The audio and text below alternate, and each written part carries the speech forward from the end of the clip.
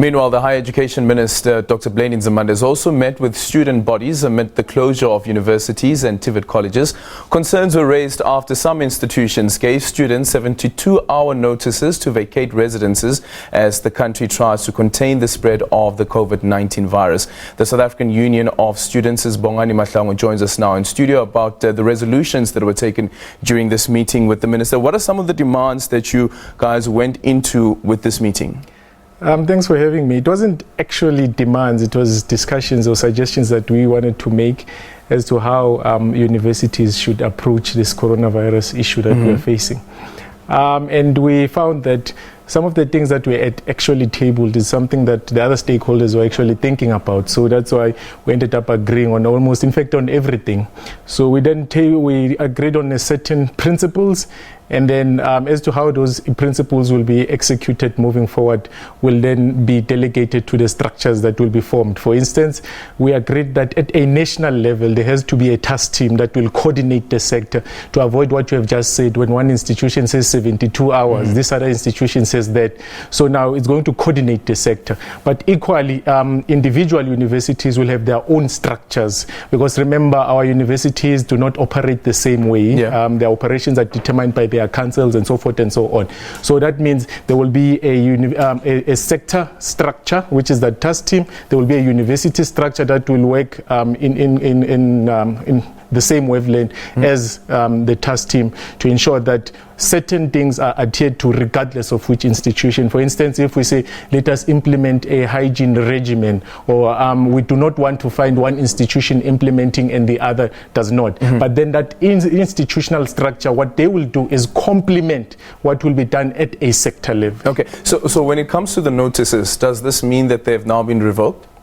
As we speak, they are revoked. As we speak, we have agreed on a date of which we call it early recess. We are refraining from calling it a shutdown, because it's not. It's just early recess, because what we are saying is that we are moving into recess in any case. So you are taking that recess, you are bringing it closer. So what we had agreed upon is that on the 18th of March, which is tomorrow, there is that early recess. It begins up until the 15th of April.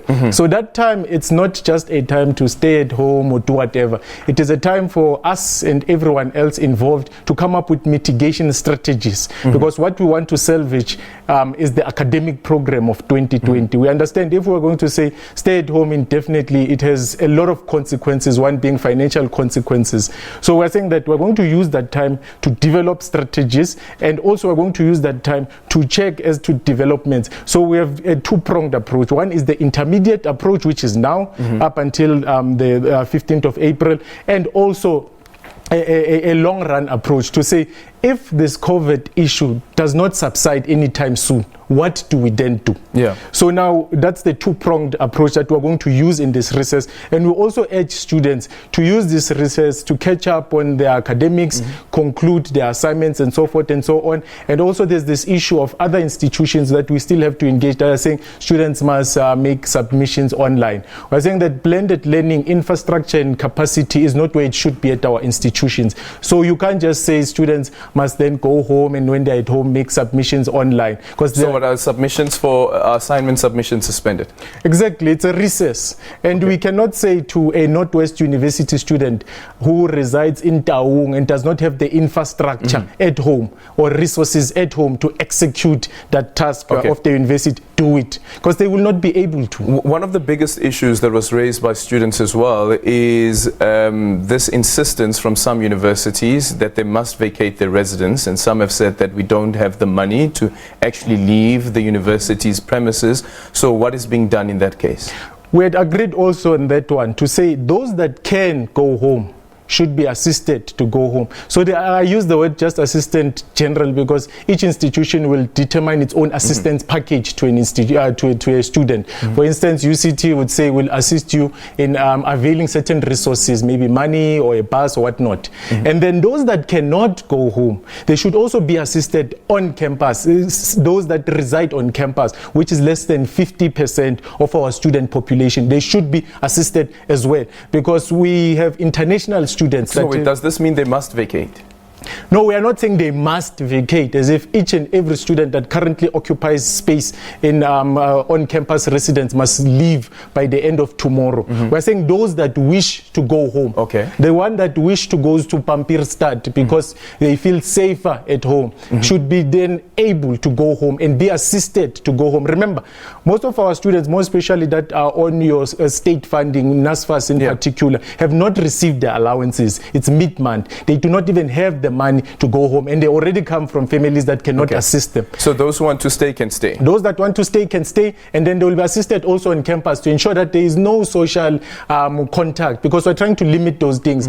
Given preventative instruments such as things to disinfect, your hand wash or whatnot, so they will not just be there for the sake of being there. They'll be assisted while they are there as well. There was also a concern that was raised by the students that, for instance, if you look at the University of Witwatersrand, where there was one case confirmed, and of course the other students that came into contact with the students are undergoing tests. The concern was that, are you making sure, this is now as the higher education department, what mechanisms are you putting in place to ensure that students, those who want to actually leave the campuses, those who actually want to leave the residences and go back to their homes, that they are also tested so that they don't carry the virus and transmit the virus once they get home? Exactly. So that was one argument as well, or discussion that we had, is that there has to be contact tracing, that student that you make reference of, because there are 350 students whom it is alleged that the student was in contact with that are now being put into some form of voluntarily self-isolation. So they are being traced. We have to trace where the student has been. But then some of these things have financial implications in terms of checking the student before they leave. Also understanding that they might contract at home, but ensuring that when they leave our spaces, they are at least safe. So you will need your CT scanners, and you will need a whole bunch of things, of which some of those instruments are instruments that will be developed by these task teams that will be formulated before Friday. Quick one, does this mean that the court case between the University of Witwatersrand as well as two students, I think, that took the university to court, that matter is moot? Understand that judgment was expected for tomorrow? Those are things that have to be dealt with at a university level. So obviously, once something has been brought to litigation, certain processes must unfold. But at the level that we are on now, would advise that let us deal with these issues, because that issue might have gone to litigation. There was an issue at the Northwest University Mafikeng campus when students were in a panic situation, released a statement, and then there were some threats that that statement is not an official statement of the institution. If you do not pull it down by a certain time, you will be suspended from the institution. So now those are issues that are being dealt with by the DCs and so forth, but we will intervene to ensure that there is no friction at this point in time, because we're trying to save lives here. Thank you so much. The South African Union of Students is Bongani Mahlangu. Thank you so much for your time. Tepiso, over to you.